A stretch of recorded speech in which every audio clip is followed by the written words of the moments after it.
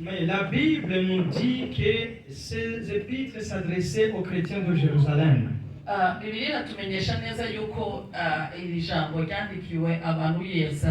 Donc à l'époque, les chrétiens de Jérusalem commençaient à abandonner les œuvres de Dieu.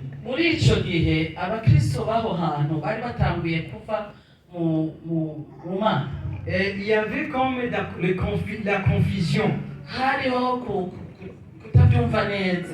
Et alors que donc l'auteur a écrit ces épîtres pour que les chrétiens, même les enseignants, les pasteurs, les dirigeants, soient donc sachent normalement les œuvres de Dieu. haba abapasiteri haba abakozi b'Imana bose muri rusange bashobora kumenya ukuntu batwara ijambo ry'Imana. C'est pourquoi il a même donc énuméré, il y a que les gens qui mangent la nourriture comme dilés, comme des bébés. Nicyo gituma yavuze yuko hariho abantu bakira imfungurwa nk'amata. Et puis après il a dit que les chrétiens ou les enseignants ou les pasteurs doivent manger la nourriture qui est solide. Ariko bwayandikira aba bantu ababwira yuko abakozi b'Imana cyangwa abamenye Imana puisse garder le fondement de la foi. Bagomba kwakira imfungurwa zikomeye kugira ngo bamenye. Je vais prier pour donc mon interprète parce que je veux vraiment qu'on soit ensemble. Alléluia. Amen. Nous allons tous prier pour elle. Amen. Seigneur Jésus-Christ, nous sommes là pour donner ta parole. Je veux que ce moment-ci, Seigneur, tu nous donnes un seul esprit. Amen. Je veux que ton Saint-Esprit, Seigneur, puisse nous utiliser comme des vaisseaux. Amen. Au nom de Jésus-Christ, nous prions ainsi pour que Amen. ton Église puisse, Seigneur, écouter ce que tu veux leur dire. Amen. Au nom de Jésus, nous te prions ainsi. Amen. Amen. Alléluia. Amen. Voilà, nous allons entrer dans la parole d'aujourd'hui. Aujourd'hui, nous allons voir la voix de Dieu. Comment discerner la voix de Dieu ou la voix, notre voix? Alléluia. Amen. Comment discerner que c'est Dieu qui parle? Ou c'est moi, mes idées ou mes souhaits? Ou c'est le démon ou le diable qui veut nous séduire? Alléluia. Amen. Nous arrivons dans un moment, il y a toutes sortes d'enseignements. Il y a beaucoup de prophètes, beaucoup de pasteurs, et tous utilisent Dieu parle, Dieu m'a parlé. Et le peuple de Dieu ou les enfants de Dieu, nous sommes confus pour savoir si c'est vraiment la voix de Dieu ou c'est la voix de l'autre humain. Alléluia. Amen. Mais la Bible nous dit, dans les derniers jours, il y aura des faux prophètes. Et là, ils vont séduire beaucoup de gens. Et rappelez-vous d'un faux prophète. La Bible dit que c'était un vieux prophète. Dieu a utilisé un serviteur de Dieu. Il a dit, va là-bas, et tu vas œuvrer pour moi. Et tu vas répéter ce que je te commande de faire. Et le serviteur de Dieu est allé, il a fait ce qu'il a fait.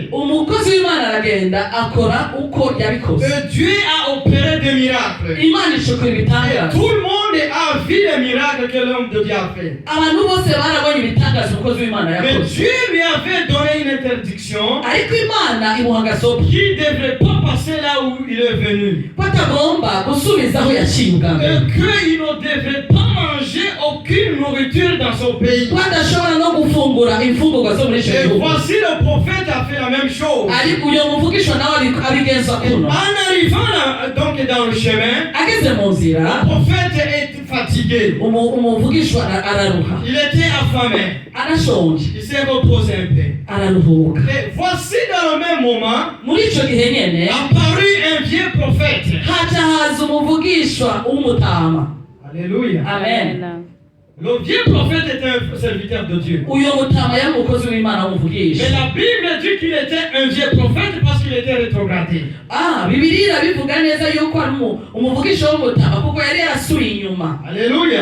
Il s'est présenté devant l'homme de Dieu. yagiye imbere y'umukozi Et il lui a dit, c'est toi que j'ai entendu qui a opéré des miracles à Juda. aramubwira ati nabyumvise yuko ari wowe wakoze ibitangaza C'est hariya. toi qui as fait ça. niwe wakoze ibi. Et l'homme de Dieu dit, oui, c'est moi. umukozi w'Imana arisha ati Et oui voici nibyo.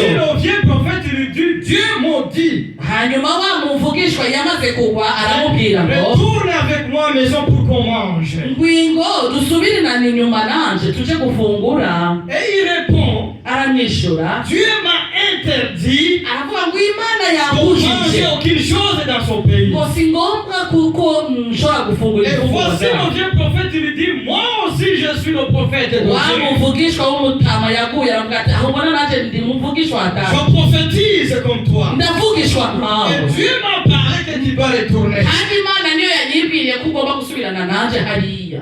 Alléluia. Amen. Dieu a parlé. Imana yavuze Retourne avec moi pour manger. subirana nanje hariya inyuma gufungura. Et voici l'homme de Dieu. raba umukozi w'Imana Il devient faible dans la faiblesse. acagwa mu ntege nke Il accepte. aremera Il écoute la voix du vieux prophète. yumviriza ijwi rya wa Il mutama retourna yavuye avec lui. atangura gusubirana En nawe. arrivant à la maison, ageze mu en rugo mangeant à la maison, atanguye au gufungura même moment, muri ako kanya nyene le Dieu tout-puissant, Imana ikomeye il peut utiliser les pierres, kuko ishobora gukoresha comme il n'ibuye peut utiliser tout le monde pour t'avertir. kuko ashobora gukoresha uwo ari we wese Il a n'abakubwiye passé dans le vieux prophète. aca muri uyo mutama yaguye iramubwira Parce que tu n'as pas écouté ce que je t'avais recommandé, kuko utumvira ibyo nakubwiye tu ne retourneras jamais nta n'ubwo uzosubirayo au pays de tes ancêtres. mu gihugu cy'abasokuru Et ton bawe cadavre kandi ikiziga ne cyawe sera jamais enterré. nta n'ubwo bazogihamba. Et ça s'est passé ainsi. bica bimera uko muri ako kanya L'homme de Dieu umukozi w'Imana a écouté, arumva Dieu a parlé. Imana yavuze. Alors, nous allons entrer dans les caractéristiques pour savoir si c'est Dieu qui parle ou c'est tes voix.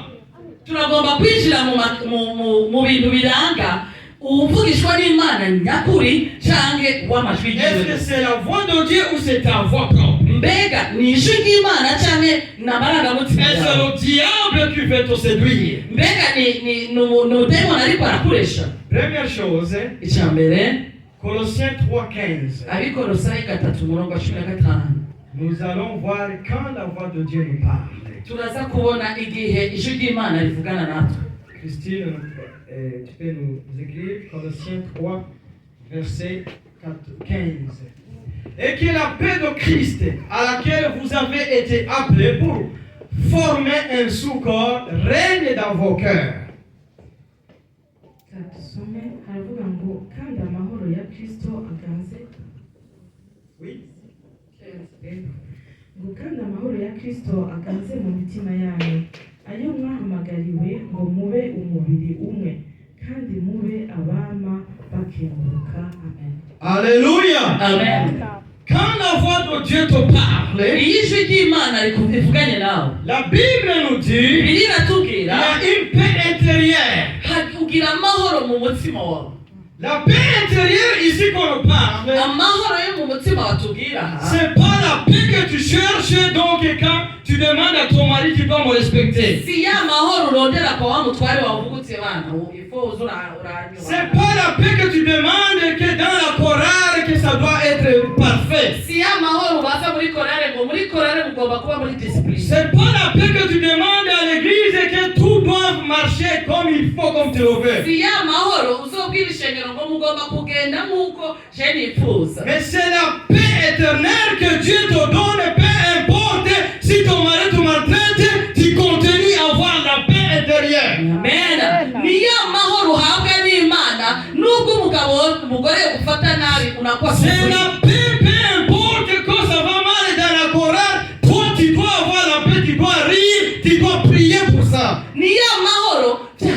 neza byagenda nabi muri korale mu rugo wama wimereye neza. Toi, tout le monde quand il te regarde, Bakuravye mu maso tu es toujours heureux. Peu importe les problèmes, toi tu es toujours unakuwa heureux. tu wa Merci furaha Dieu. tu. Amen. Parce que la voix de Dieu est en toi de parler. Kuko ijwi ry'Imana rivukira muri wewe. Tu as la paix intérieure. Ufise amahoro yo mu mutima. Ici la Bible nous dit, Aha Bibiliya ikatubwira neza. Marc 4:35. Mariko 4:35 Jésus dit à ses disciples, Yesu abwira intumwa ze allons de l'autre côté. ngo mugende mu rundi ruhande. Ils ont pris la barque, Bafashe bateau. ubwato Et puis en s'en allant, mu kugenda et puis voici le vent vient. haje umuyaga. Mais Jésus a dit, Ariko Yesu arababwira allons-y de l'autre côté. nimugende mu rundi Et ruhande. Jésus était avec eux. Kandi Yesu yari kumwe nabo. Alléluia. Amen. Ça veut dire autrement dit, ils étaient dans la volonté de Dieu. Bigomba kuvuga yuko bari mu bushake bw'Imana. Alléluia. Amen. Dieu leur a donné la destination. Imana ibaha aho bagomba Et kuja. il était avec eux. Kandi yari yicaranye Et nabo. voici le vent arrive. hanyuma umuyaga nawo Le uraza. bateau commence à trembler. Bwa gato butangura Et kuva. tout le monde a commencé à crier. Abandi bose batangura gukoma Crier. induru. Barakiriya. Ils ont oublié la paix intérieure. Bibagira ya mahoro yo mu Ils ont mutima. oublié qu'il était avec Christ. Bibagira yuko bakiri Ils kumwe na Yesu ont oublié Kristo. qu'il était dans la volonté de Dieu. Bibagira yuko bari mu mugambi w'Imana. Et ils ont regardé le vent. Baraba La umuyaga. plupart des gens Abantu benshi abandonnent, baravamo non pas à cause parce qu'il manque la paix intérieure. kuko batabuze amahoro yo mu Ils mutima. regardent le vent qui passe à côté. Baraba wa muyaga uriko urabaca impande. Et ils oublient qu'ils sont dans la volonté de Dieu. Bakibagira yuko bari mu bushake bw'Imana. Ils abandonnent. Bakaja babivamo. Quand Christ s'est réveillé, Ariko Yesu amaze kwikangura oh, vous qui n'avez pas la foi, arababwira mwebwe abo kwizera gusa. qu'est-ce que je vous avais dit? Ni iki nababwiye? Je vous avais dit qu'on devrait aller l'autre côté. Nababwiye yuko mugenda mu rundi ruhande. Alléluia. Amen. Tu quittes ton mari Uhevye umutware wawe et tu dis parce que je cherche la paix, ukavuga ko rero ngomba amahoro. il faut que je le mette à côté. Iyo. Alléluia. Amen. Tu quittes l'église Ukava mu ishengero parce que tu manques la paix. kuko ubuze amahoro. Alléluia. Amen. Mais tu oublies que tu étais dans la volonté de l'Éternel. Ukibagira yuko bari mu bushake C'est bw'Imana. Dieu qui t'a amené. Ni Imana yakuze. C'est Dieu qui t'a appelé. Ni Imana yaguhamagara. Tu veux quitter la Corane. Ukagomba Ça kubivamo ne marche bikora. pas. Ukabona yuko Je ne hagendeka. comprends pas les choses. Ukavuga uti Yesu ndarabyumva. Parce que tu manques la paix intérieure. Kuko ata mahoro ufite mu mutima. Alléluia. Amen. Au moment où les autres et le vent passent, toi qui devrais être heureux, tu dis Dieu, je suis à la place que tu m'as mis et j'ai la paix, j'ai la joie. aho uyo muyaga wumva uzoherera wari kuba uri kumwe n'abandi ukavuga uti mfise amahoro yo mu mutima mfise n'umunezero ariko wowe wari wamaze gufata igihuta. Tout ce que tu vois, ibyo ubona byose c'est le vent. n'umuyaga. Mais le Seigneur ariko Imana t'a donné une destination. Imana yaguhaye aho uja. Mais Dieu, quand on parle, Imana iri kuvugana nawe il te donne la paix intérieure. iguha amahoro yo mu mutima. Alléluia. Amen. Tu ne vas pas comme notre frère vouloir te suicider numera nka wa wundi aba yifuza kurangiza amaisha pour yake trouver la paix. kugira yibaze ngo niyo mahoro. La voix te parle. ijwi rirakubwira Si tu te suicides, rikakubwira ngo ukabona uriyahuye tu vas trouver la paix. ukumva umenga ati niyo solution rapide Tu ne yoroshye. trouveras jamais la paix. nta mahoro uzoroha. Tu dis si j'abandonne la chorale, uti nobiva mu je serai libre, je vais avoir la joie. nitakuwa na amani na Si furaha. j'abandonne cette église, na nikitoka kwa si kanisa je m'en vais à une autre église, nikijiendea yangu je vais avoir la paix. nitakuwa na amani. Non, mon frère. Haiwezekani, unajidanganya. La paix se trouve en toi. Amani ipo ndani yako. Parce que Dieu donne la paix intérieure. Kwa sababu Yesu anatoa amani moyoni. Deuxième chose, Cha pili, cha kabili, quand Dieu, la voix de Dieu te parle, Yesu Imana alivuganye na tu n'as pas l'esprit de peur. ntabwo ugira ubwoba. Alléluia. Amen. Les gens prennent de mauvaises décisions Abantu barashobora gufata ingingo mbi à cause de la peur. kubw'ubwoba. Nous allons lire 2 Timothée 1, verset 7. Turasoma muri Timoteyo wa kabiri rimwe umurongo w'indwi.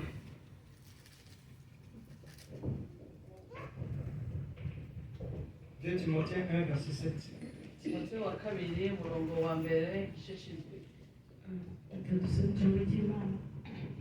Ijambo ry'Imana riravuga ngo Pawulo ahanura Timoteyo kugira umwete no gushikama. Umurongo w'indwi ngo kuko Imana itaduhaye umutima w'ubujora ariko yaduhaye ubushobozi n'urukundo no kwirinda. Amen. Alléluia. La peur ne vient pas de Dieu.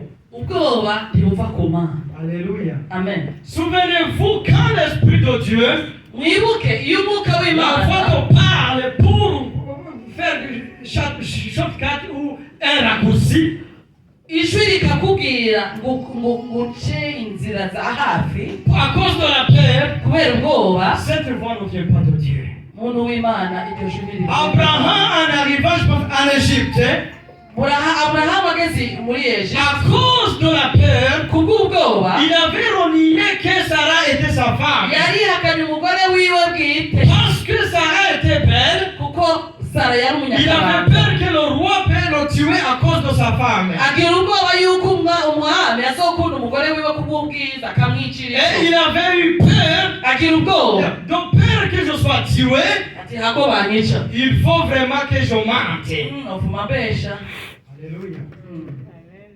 Pierre, Petero lui qui marchait avec Jésus-Christ, uyo yagendana na Yesu. lui qui disait tout le temps, je vais être avec toi jusqu'à la mort. Uyo yakunda kubwira Yesu no kumvira tutakuwa wote. Et voici une femme lui dit, toi tu es parmi eux. Umugore umwe aramubwiriye Petero avuga ati nawe uri muri Toi bamwe. aussi il faut qu'on te rapide. Nawe uri Tu es l'un bagukuriremo. d'eux. Nawe uri muri bariya. À cause de la paix, Kubw'ubwoba Pierre avait renié le Seigneur. Petero yihakana Yesu kama hamjui. Pas seulement renié, Sukumihakana tu. il a dit, je ne l'ai jamais connu. Ati nta n'uwo nigeze menya.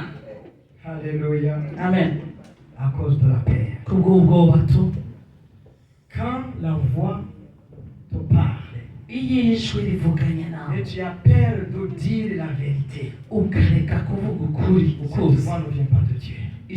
iryo jwi ntiriba rivuye ku Mana. Troisième chose, Icya gatatu, Dieu ne se précipite pas dans les choses. Imana rero enda ina haraka. Alléluia. Amen. Les jeunes filles, si un garçon vient te proposer un mariage, Abakobwa bubu iyo umuhungu aje kubabwira ngo bakira si tu abarongo lui dis, donne-moi le temps d'aller prier, prendre mon temps, uvuga uti abana je bazungu umwana aje et il gusenga te dit, si tu ne me réponds pas, c'est fini, bye bye. ukabona utisha ubunyere biraheze. Ça vient pas de Dieu. Ibyo ucushiramo akarongo ko bitavuye ku Mana. Amen. Cette voix ne vient pas de Dieu. Iryo jwi ntirivuye ku Mana. Si on te dit d'attendre, Bakubwiye rindira attends. ngoja tu, Ne te précipitez pas de prendre des décisions. ntugende Parce gihutihuti que Dieu, kuko Imana il ne marche pas avec le temps comme toi tu le fais. Imana ntigendana n'ibihe kuko we ubyibaza. Nous allons lire Turagiye gusoma Ésaïe 52, 12. Yesaya 52 mirongo 12. Il ne faut pas prendre des décisions urgentes. ntidufate gihutihuti amadesiziyo cyangwa inshingano. Ésaïe 52, 12. Isaya 52 mirongo 12. Ne sortez pas avec précipitation, ne portez pas en fiat, car l'Éternel ira devant vous et le Dieu d'Israël fera votre marche. Alléluia. Kadusome haravuga ngo kuko mutazovayo mwihuta canke ngo mugende nk'abahunga kuko Uhoraho azobaja imbere Imana y'Abisirayeli izobimiriza. Amen. Alléluia. Amen. Notre Dieu, c'est un Dieu d'ordre qui ne se précipite pas dans les choses. Imana yacu ni Imana ya gahunda ntigendana On ne n'ibihutihuti. prend pas de décisions à la hâte. Ntufate amadesiziyo byihuse hose. Prie d'abord. Fata umwanya Sois usenge patient. wihangane Parce que notre Dieu kuko Imana yacu ne se précipite pas.